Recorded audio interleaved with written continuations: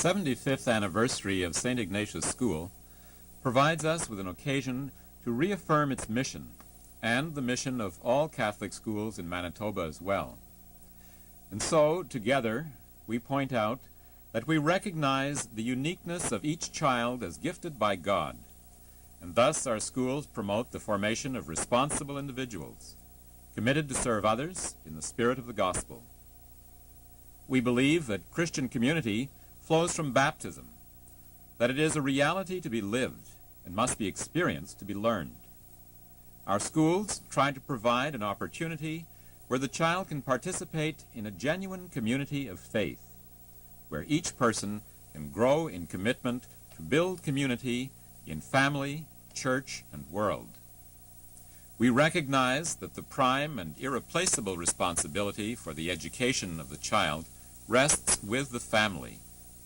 Our schools complement the efforts of families toward the Christian education of their children. We uphold Jesus Christ as both model and means of fullest human development. And finally, we value knowledge as truth to be discovered. Our schools promote the attainment of knowledge enriched and enlightened by faith. The community of St. Ignatius Church celebrated the opening of the parish school on January the 8th, 1912.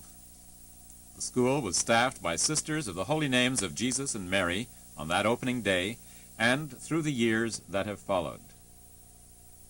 Mr. Ed Barker's first day of school was also on January the 8th, 1912. You know, they held us out of school until the St. Ignatius School opened. But I was only, I was 5 in September 1911. I was only 5 years old at that time. I became 6 in October. So actually I was about 6 and a bit more when we started school. But my brother, Father Joe, he was a year older than I, a year older 13 days. So he was held out. He didn't get started to school until he was actually 7 years old. Where the present convent is, that was the original school. Where right behind the basement of the basement church. May or June 1912, I think we made our first communion. The first year we were at the school, shortly after the opening of school.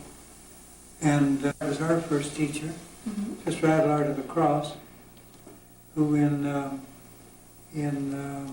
civilian life and one of the Coyle family was our first teacher. And she had there were 5 grades, as I recall, at the start of the school. Sister Adelard, I presume, had maybe grades 1, 2, maybe 3. Sister Anne Catherine, who was the principal, had grades likely 4 and 5. As I recall, Sister Adelard, when they formed the children's choir, the church, she was directing the choir, and she told me one time that it was a question of either me leaving or the rest of the choir, that they apparently didn't seem to be able to strike the pitch that I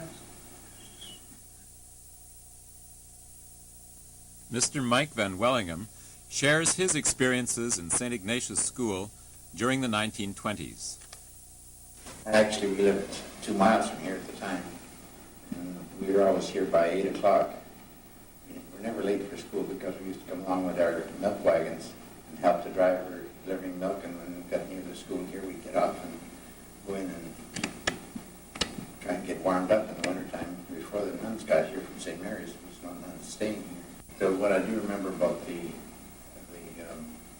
closing of the month of May, it used to be, we'd all get dressed up in white suits and whatnot. We'd have a parade from the school around to the front of the church. And that was when the new church was finished, the upper part. When I was in grade 7, I guess it was, we were on the far side of the building. We watched them build the church.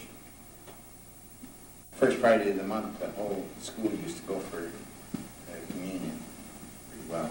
They'd go to confession the night before, from 3 o'clock on, like before they went home from school. The school used to finish at 4 o'clock in those days. 3 o'clock, they'd all go down into the church, the confessionals, and then the next morning everybody went to First Friday of the month.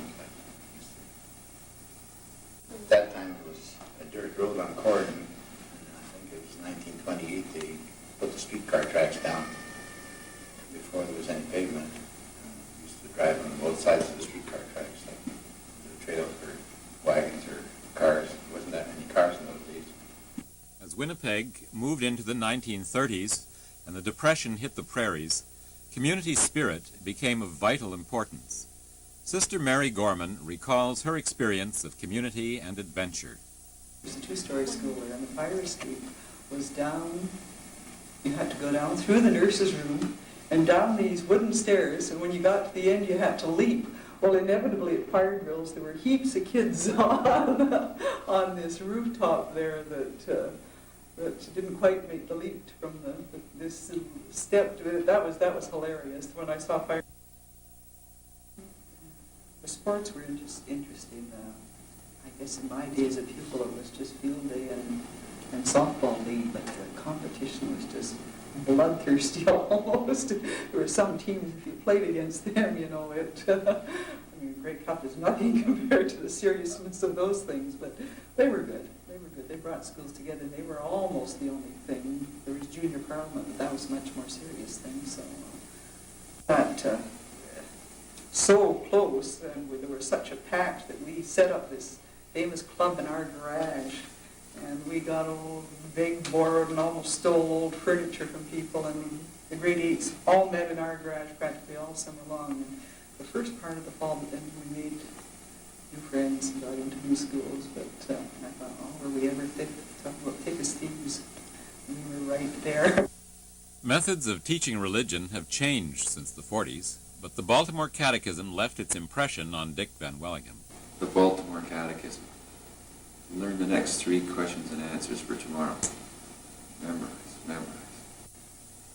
I can remember one game when we were playing, I don't know what team it was against. We were playing at home, and the backstop, had a big backstop, and it was at the corner of Corridon and Harrow. No school there at all. But by this time,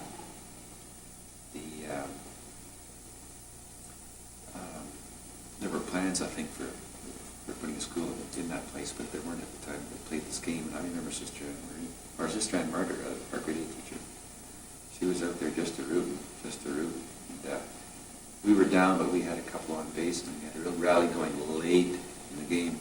And I came up to bat, and I was a medium player. I wasn't great. It wasn't that bad, I suppose. But anyway, she said, and she was just rooting, and I think I read her mind when I came up to bat.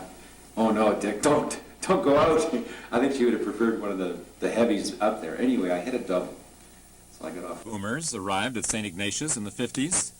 Many will remember Sister Stephen Francis, a teacher at that time. Here in 53, from 53 to 59, and when I came here, the sisters traveled back and forth by taxi, and it was very interesting, and you had to be right on time, you know, to get the taxi. I remember once missing the taxi and having to carry a load of books and a typewriter and walking down Stafford with about 6 boys who, fortunately, carried the stuff for me. Remember is that we had the living rosary, and that was quite something. We practiced, you know, and all the children were formed the decades of the rosary right around the church. And I guess that was in 1954. And it was really, and that we recited the rosary. And I think we sang the Lourdes hymn in between.